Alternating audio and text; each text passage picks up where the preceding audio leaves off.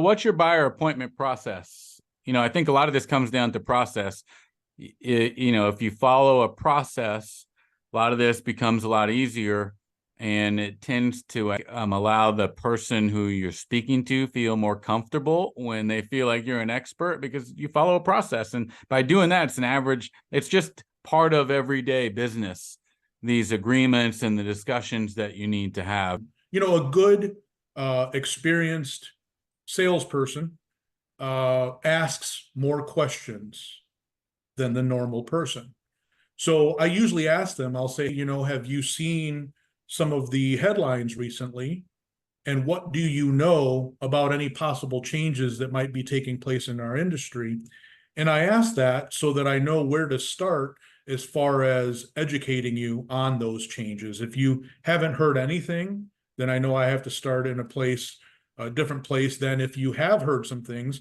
But also, if you have heard some of those things that are out there in the media, I need to know, I guess, what your perception or what your interpretation of what some of those headlines were, because they may be misconstrued. So now, I have to educate you in a different way. I may have to, dispel some of the things that you've had in your mind based on the news. So, again, I just look at it as consulting and asking the right questions up front. So part of my buyer process is just to make sure that we're on the same page as far as how we are supposed to operate in the business and what the buyer can expect from me. And in many cases, as I alluded to earlier, if there's any hesitation on the buyer's part, which I'm sure many buyers have that hesitation, that I just met you, why am I signing a 6-month agreement with you? If you can do it properly and go ahead and get that agreement in place, fine. But if there's any hesitation at all, I might say, basically, this contract is good for 6 months, but I'm going to put a clause in it that says if I'm not doing everything I promised, and here's an addendum showing you A, B, C, D, E, F, G, what you can expect from me. If I'm not doing those things, just give me 7 days to correct any mistakes or to make you happy. And if I can't do that, then I'll let you out of the agreement. And at that point, there should be no reason why they wouldn't sign with you, as long as you're making them feel comfortable and you educate them along the way. Great. So what do you think the biggest misconception is related to this whole topic? Some of the media has portrayed that real estate commissions are going to be slashed to like next to nothing. As far as commission rates go, I don't know that it's going to really affect us in a negative way. Like, for example, I don't think commissions are going to go from like 6 to 4 or 6 to 3 or anything like that. It's just when we talk to a seller, instead of talking to them saying, well, it's 6%, we have to say, well, it's 3% for me. And if you find value in offering compensation to a buyer's agent, and I'll illustrate to you why I feel we should do that, then it's my compensation plus their compensation. And it's not a matter of what you pay, Mr. and Mrs. Seller, it's what you net. So why don't we go through everything, and I'll share with you line by line what your expenses may be in anticipation of an offer. And that way, what your bottom line would be and what you're putting in your pocket, because that's really more important than what you pay.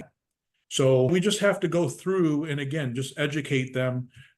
They may think because of the headlines that commissions are now 3% instead of 6%.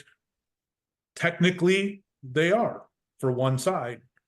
Now we have to just provide the value as to why they should compensate a buyer's agent and talk to them in terms of net as opposed to what they're bringing in on an offer. What are you putting in your pocket? And these buyer's agents, there's 15,000 just in my immediate area. So it's important to have me working for you, but it's even more important to have me and 15,000 agents working for you, isn't it? That makes a lot of sense. How many buyers do you think are really going to want to handle that process on their own? Say, nope, I'm going to do it on my own. I'm not going to work with a buyer's agent. Well, here's a little bit of a challenge is what I am seeing already, and I've got an appointment right after this, where the buyer told me specifically he actually heard about the listing getting ready to come to market next week, and he's interested in buying this house which it's a rehab property. He's an investor. And he said, I heard so-and-so was selling. I'd like you to show me the home. I want to be clear with you. I'm not bringing a buyer's agent into the situation, so the seller doesn't have to pay that 3%. And I just let that go. I didn't really say anything because I don't represent him at this point. I represent the seller. But the fact of the matter is that I've already got that listing contracted at 6%. So whether he has somebody representing him or not, I'm still getting what the seller contracted me at. We just don't have to pay out the buyer's agent to their agent. I'm handling both sides of it.